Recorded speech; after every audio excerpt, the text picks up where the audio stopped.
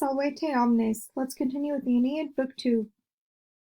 Coniciumque domumque patres natosque videbit, Iliadum turpet prigiis comitatat ministris, occideret vero Priamus, Troia arserit igni, Dardanium totien sudaret sanguine litus. Let's start with our verb videbit. The subject of this verb is Helen, who was mentioned in the previous lines.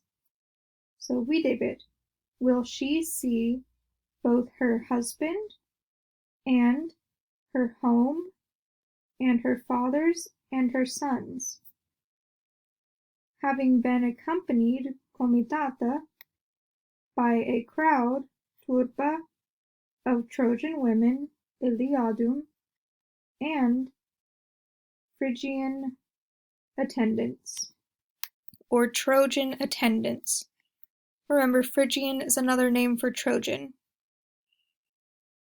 Occideret vero Priamus. Will Priam have died by the sword? Will Troy have burned with fire? Will the shore of the Dardanians have sweated so many times with blood? So, right here, we have a couple ablatives to look at and a couple figures of speech, or perhaps just one figure of speech, and a couple special verbs to look at. So let's begin with the first line with this que, a definite example of polysyndeton, where poly is many, and then it's just many conjunctions is the meaning. So you can remember it as poly being a meaning for many. So you've got que, and. So that is definitely an example of many conjunctions or polysyndeton. In this next line, we have a participle which is a deponent, but in this sense you're going to translate it as if it's active, so it'll make sense. Comitata, so having been accompanied or just accompanied. Turba, by a crowd. So we have an ablative here of Trojan women and accompanied by Trojan attendants.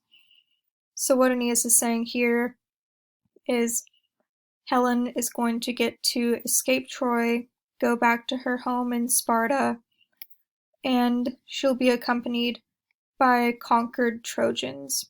And this makes Aeneas upset naturally. Occideret ferro Priamus.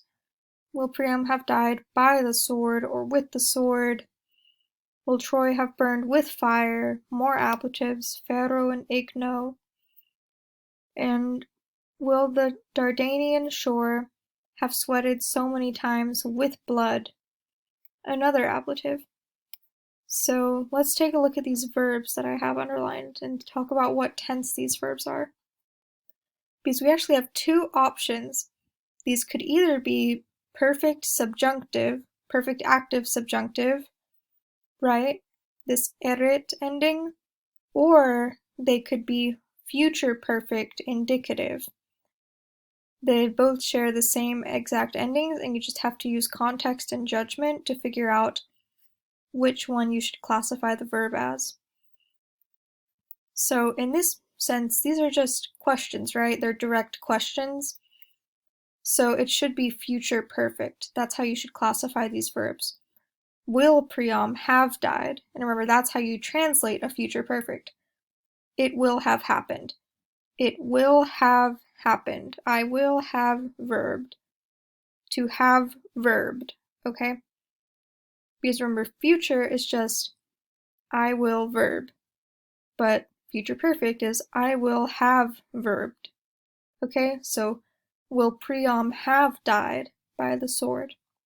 Will Troy have burned with fire? And the basic meaning or reason for Aeneas to use this tense is it shows something being done in vain.